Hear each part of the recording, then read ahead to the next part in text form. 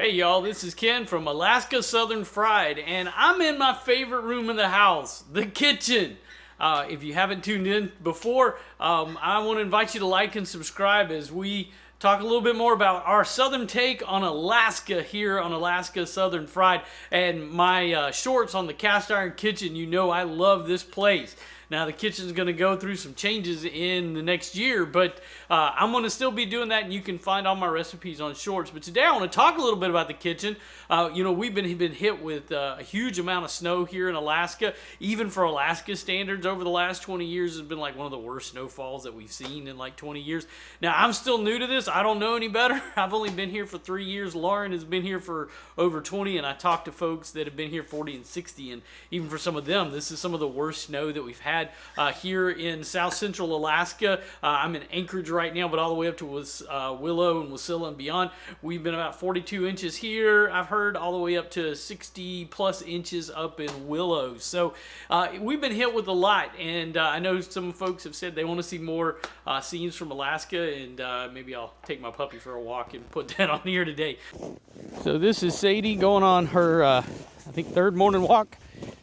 This is the walk when the sun's out. We're just now up at about 10 o'clock, and we're just now getting the sun. It's just rising, and we're getting set in. She's checking everything out, make sure everything's okay. You can see a good bit of the snow on the homes that we got up here in our subdivision, and it's quite a bit. But I'm kind of inside. I've been doing a lot of stuff outside because I've been shoveling and throwing snow and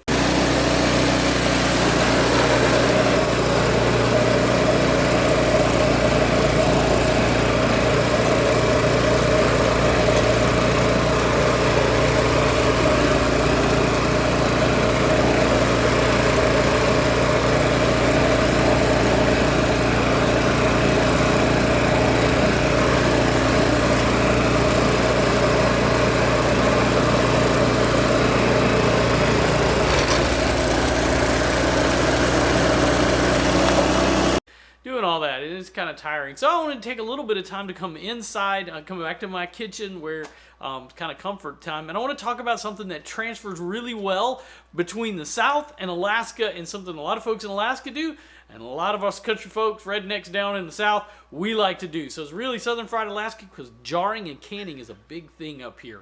It's a big thing back down there, but it's kind of a lost art. And one of the things that I started doing water bath canning, because I was a turkey hunter. I love turkey hunting still back down south, and during turkey season, as the season was coming to an end, I would be out looking at the blackberry bushes to see when they were coming into bloom, because I love blackberry preserves, so I would know where to go to pick blackberries. Not so common up here, though. There's lots of other fruits, lots of other things. Lauren is far better at some of these aspects than I am, and she's going to be doing some videos on her experience with canning, some of the things that she cans. Me, I love water bath canning, and the thing that I really have found that I love to do is apples. And for me, I have found a number of different things that I can do with apple. The base that I start off many times is with a applesauce base, and applesauce can immediately become apple butter, and because of some of my stomach problems, I guess it's just getting old, but I love to do and have come up with my own flair on barbecue sauce. So right now I'm doing a batch of, I just did honey bourbon barbecue apple butter, and I'm working on right now on a spicy tangy version of the same. But that's my base. I do away with tomatoes because that tends to irritate my stomach. So I still eat some things with tomatoes, but cooked, it seems to irritate my stomach. So I use that as a base, and I find that apple butter is great on so many different things. I use it on my waffles and pancakes at home as well. So it can do a lot of really neat things. The other thing is to make apple pie filling. And if you know, in my cast iron kitchen, I have a quick Boy Scout camp cobbler that I do that's very popular. I'm going to be doing that recipe in the next week or so for somebody that bid on it in one of our auctions at church. So I'm excited about that. And I will be doing my apple pie filling in there. And it's a great way to save money because pie filling's gotten expensive. Everything's gotten expensive lately. So that's one of the great things about being able to do that. And you don't need a lot. And that's one thing I'm going to say. I'm going to put some links in here so you kind of know where to go. And I'm going to share just a little bit about what I put into my apple pie, or not my apple pie, but my apple butter base. I've got a batch going right now. It's gone through about 3 hours. So it's pretty soon it's going to be going and switching over to barbecue sauce when I add those elements.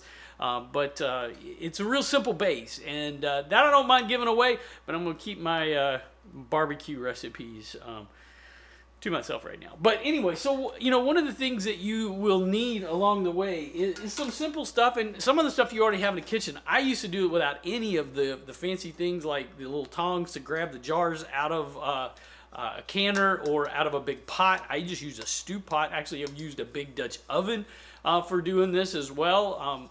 But a funnel is great to scoop things out, and just use a regular ladle. But they have canning stuff specific to all of this, but you don't have to have it. And it's something that's real simple that you can use to do those kind of things. And you don't need a lot in order to do it.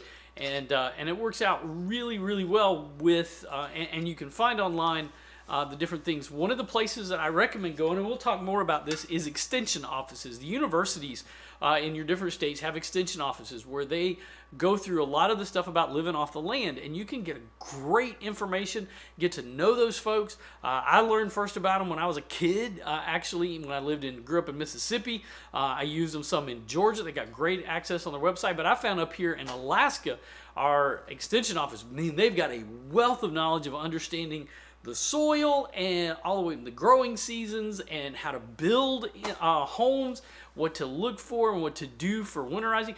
It's a wealth of information that our tax dollars go to, that are available to you, and great folks work there that want to be helpful. That's what they do, and they don't get near enough calls. Everybody goes to the internet and they think, oh, I'm just going to go to YouTube, which is a great place. There's a lot of resources, but I've seen a lot of really crazy stuff go on the YouTube that is not necessarily proven.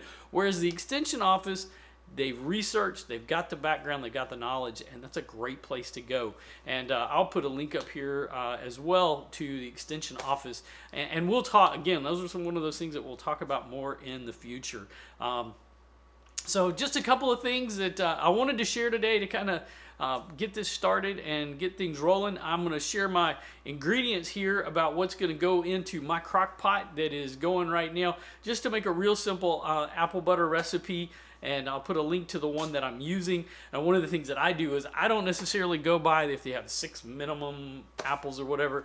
I fill this thing up. However many apples I get, that's what goes in there. So you see what I got going into the crock pot today. I got my apples for sure. You'll want some apple cider vinegar, some cinnamon, some nutmeg, and you're going to want a little bit of salt to go with that. One of the options that you may want to put in there or have available that calls for in the recipe is cloves. I don't use cloves, but you can add that to your mix. The recipe itself is going to be in the comment section below, and I hope that you'll give it a shot and give it a try, because you don't have to do a lot to make this a great little addition to your kitchen and your supplies. And then I just work it to taste. We'll start with a base and then go from there. And that's a great way to do it. At least I find that's the great way to do it. So just a couple of things. So it doesn't matter who you are. One of the great quotes that I have throughout the years, I modified it a little bit from Red Green. If the folks don't find you handsome, at least let them find you handy. And guys, this is a great way for you to be handy in the kitchen. Learn how to do something, be a specialty at it, and move on from there. I hope y'all like this channel. We're going to have more videos coming out, so stay tuned, and welcome to Alaska Southern Fried.